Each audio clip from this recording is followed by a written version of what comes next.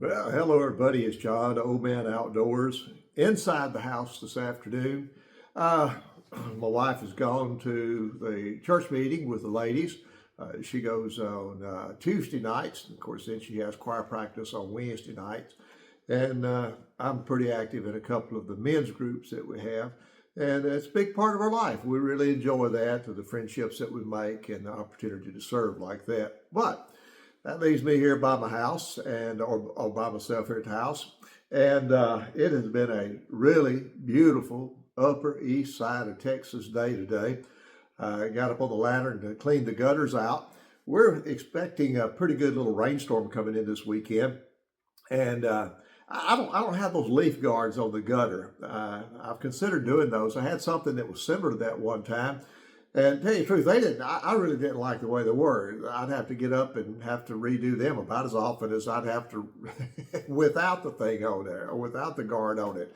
So usually in the fall, I have to do it about 3 times, spaced out about 3 weeks apiece. And then in the early spring, we've got some live oaks and some pin oaks, and they put those little fluffy little things, little wormy looking things. They fill up the gutters really bad.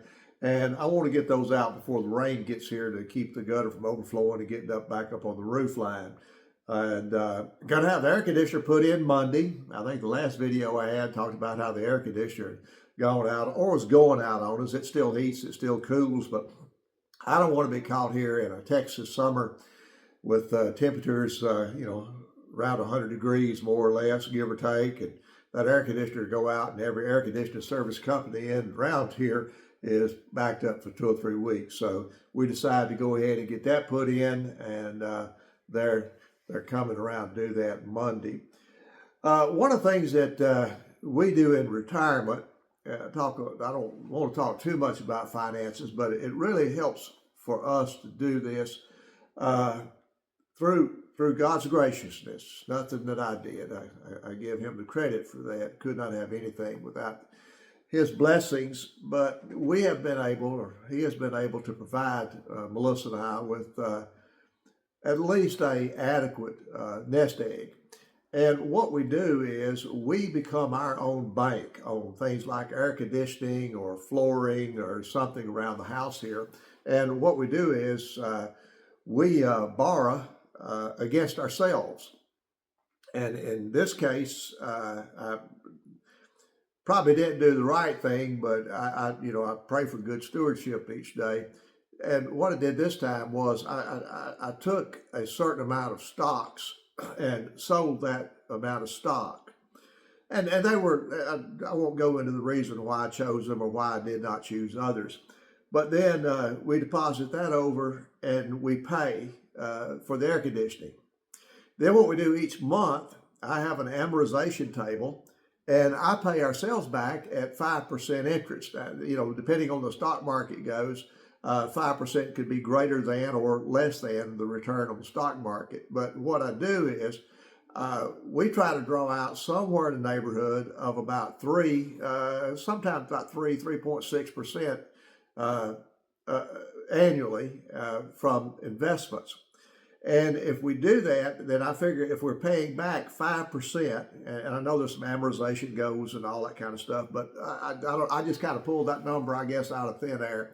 But that's what we do is, and then we pay each month, we write a check back into the account that we pulled that out of. So we pay ourselves interest. And that works out really well. We don't have to worry about getting anything, or we keep our credit reports all locked up, so we don't have to deal with any of that. And it just makes it much more flexible. And we're not wealthy people. The good thing is we just don't owe any money except to ourselves. And that's a pretty good feeling. I was watching a video today, and they were going down the street asking people how much they thought a comfortable income would need to be.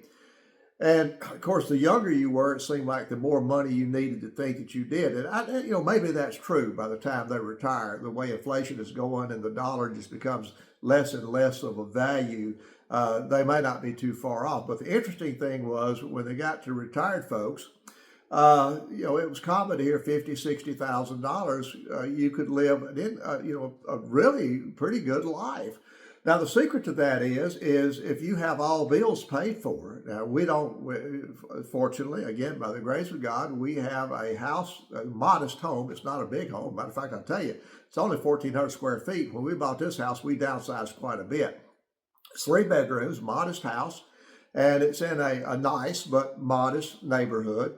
And we pay cash for that, and our cars are paid for. So really the only thing we have is our monthly bills that come along. And because of that one thing about being debt-free when you retire, you can go a long way on a little bit of money. And it was surprisingly how little that can be, and give you still an opportunity to put some back.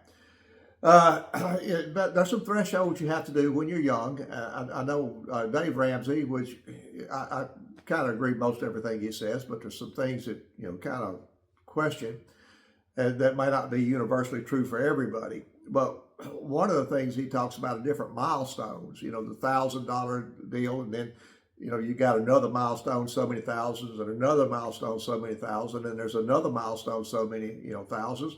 And once you hit, a plateau of 5 or 6 of those, whatever they're self-imposed or whatever, I'm not a financial guy, so certainly don't be taking advice from me. But at a certain time, there's a certain plateau that comes to with you in your retirement funds, to where you end up actually making pretty good off the retirement fund, notwithstanding Social Security. And it just kind of never goes away, except the last 2 days.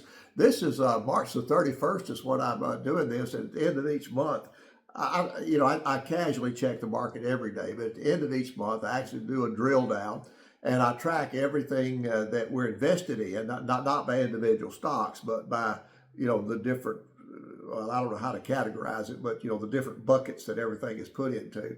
And then I put that on a spreadsheet, and I just track it religiously. The last day of every month, doesn't matter what day it is, I wait till the markets close and then plug those numbers in.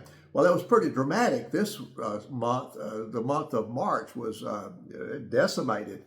A lot of investments, probably anybody who had anything, plus the fact that we took out to pay for the air conditioner, which will pay ourselves back on a monthly basis. But what I do, I amortize that over 5 years. And sometimes we pay double. It just depends on what type of month. I have a fun part-time job. I'll tell you about that sometime later. It's a simulated patient. We have a medical school here in town. And I'll put a video about that out. If you have a medical school and you're retired, you cannot imagine the amount of fun and extra income. It's not dependable extra income, because you only get called when they need a certain demographics, but and you're really doing a service to the medical students. I'll do one of those. I think that's the next one I'll do. But anyway, with a little extra income, if I get that in, we pay ourselves back twice. We don't pay partial payments or anything. It's just easier to keep up with, to check off on the spreadsheet. Yeah, we made this many payments, this many payments. So instead of 5 years, we just say we're going to make 60 payments, and of so many dollars.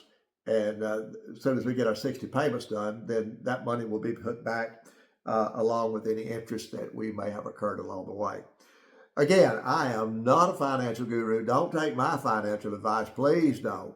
I have made enough mistakes for 4 or 5 people, and wish I'd have done many things differently.